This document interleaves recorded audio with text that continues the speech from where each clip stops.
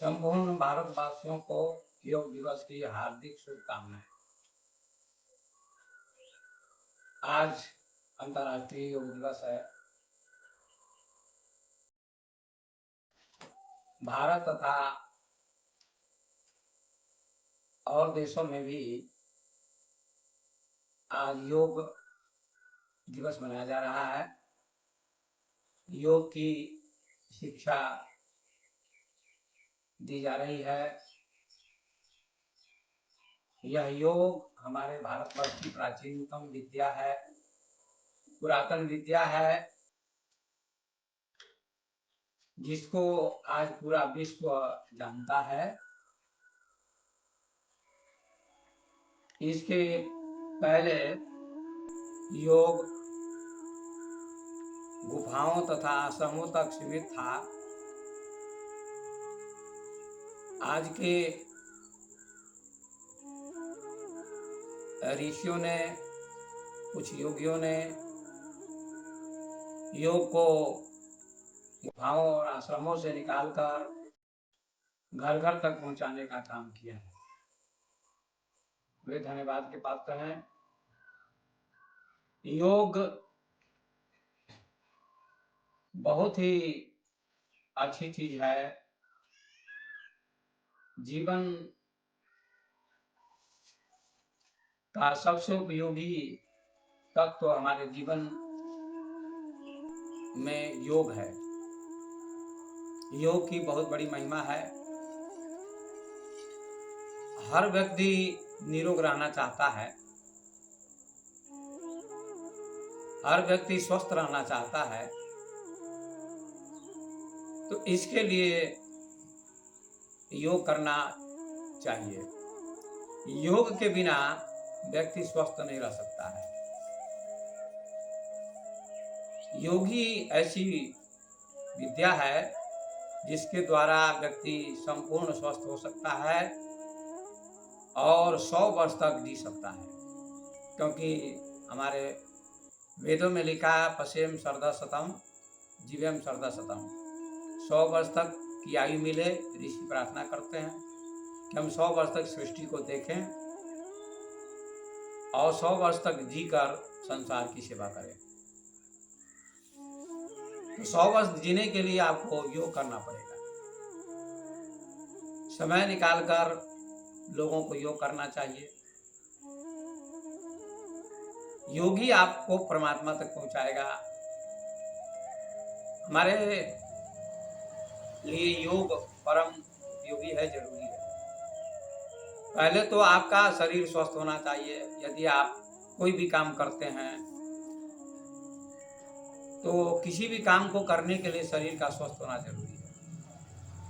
क्योंकि कहा गया है, शरीर माध्यम खलु धर्म साधन। शरीर ही सभी धर्मों का साधन है। अगर मकान आपका टूटा फूटा है, क्षतिग्रस्त है, तो उसमें आप कैसे रहिएगा। तो शरीर भी एक मकान की तरह है, जिसको स्वस्थ रखना जरूरी है। अंग्रेजी में भी कहा गया है, हेल्थ इज वेल्थ, स्वास्थ्य धन है।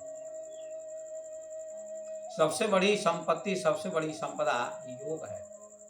लेकिन योग ही लोग नहीं कर पाते हैं। कहते हैं योग के लिए फुर्सत नहीं है। लेकिन जब व्यक्ति बीमार होता है, रोगग्रस्त होता है, तो हजारों लाखों रुपए खर्च होते हैं, डॉक्टर को देते हैं। यदि प्रारंभ से ही, बचपन से ही योग की शिक्षा हर बच्चों को दी जाए तो आगे चलकर हर बच्चा योगी बनेगा और दूसरों को भी योग की शिक्षा दे सकेगा। परिवार के लोगों को भी शिक्षा देगा, योग कराएगा। और योग करने से शरीर स्वस्थ होगा और मन भी प्रसन्न होगा। क्योंकि हमारे महापुरुषों ने कहा है कि स्वस्थ शरीर में ही स्वस्थ मन का निवास होता है। ये बहुत अच्छी बात ऋषियों ने कही है। अगर आपका शरीर स्वस्थ नहीं तो मन भी प्रसन्न नहीं होगा। ये बिल्कुल सच है, 100% सच है। तो शरीर को पहले स्वस्थ रखना आवश्यक है। योग 1000 काम छोड़कर करना चाहिए प्रत्येक व्यक्ति को सुबह सुबह। भारत ने पूरे विश्व को योग की शिक्षा दी है, लेकिन आज इसका प्रचार प्रसार व्यापक पैमाने पर हो रहा है।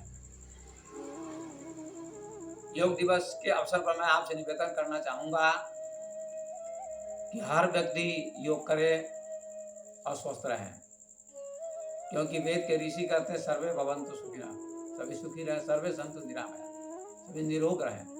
ये ऋषियों की कामना है, प्रार्थना है परमात्मा से कि हर व्यक्ति निरोग रहें। ये बहुत बड़ी प्रार्थना की गई है।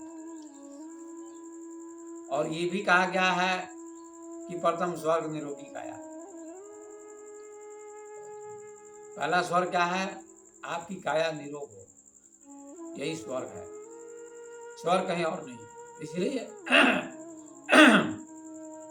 योग करना आवश्यक है। योग का अर्थ होता है जुड़ना, प्रभु से जुड़ना, मन को ईश्वर की ओर, सत्य की ओर, आत्मा परमात्मा की ओर ले जाना, इसका नाम योग है। और महर्षि पतंजलि ने तो बहुत सुंदर परिभाषा दी है, योगस्य चित्तवृत्ति निरोधा।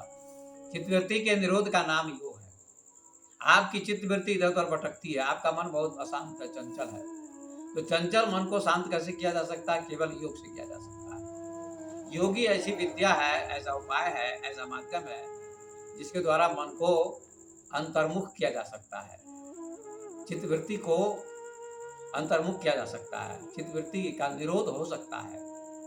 मन तो पानी की तरह नीचे की ओर बह रहा है, उसको ऊपर की ओर चढ़ाना है परमात्मा की ओर। तो आइए हम लोग थोड़ा थोड़ा आज योग कराते हैं, करते हैं, और आप लोग देखें और अपने जीवन में अपनाएं और योग करें।